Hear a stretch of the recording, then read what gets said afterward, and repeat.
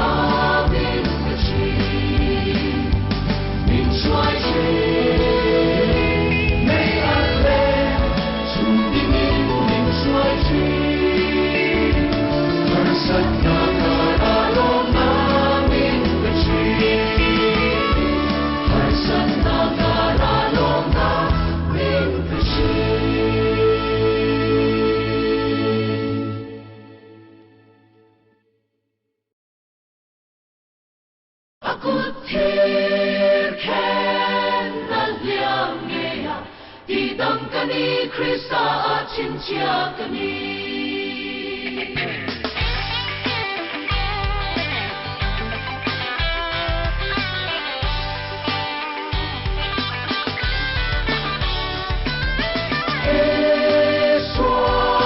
Cinca na puri, tuna cinta engman inti puai tola.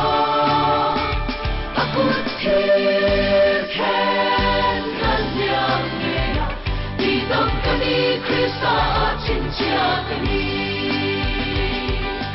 Krista cinca kami, Krista cinca kami, Krista cinca kami nang lagi. Krista cinca kami, Krista cinca kami, Krista cinca kami nang lekegi. Tak suat lalu dengo, sen kong tu antensi, tu asoi mai ako so to lobe, enung tak ngei suala.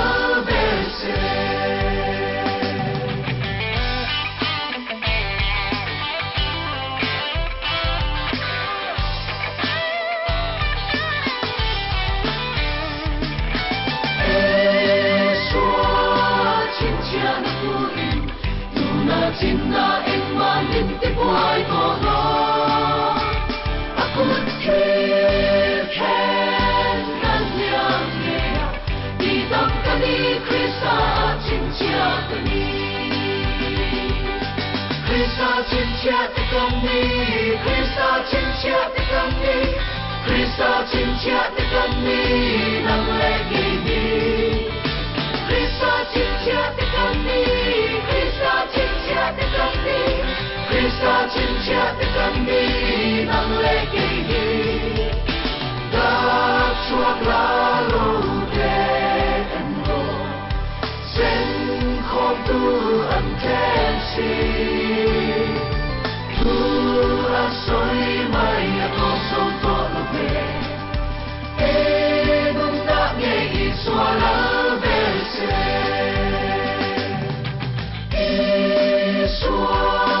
Cinca na puin, tuna cinta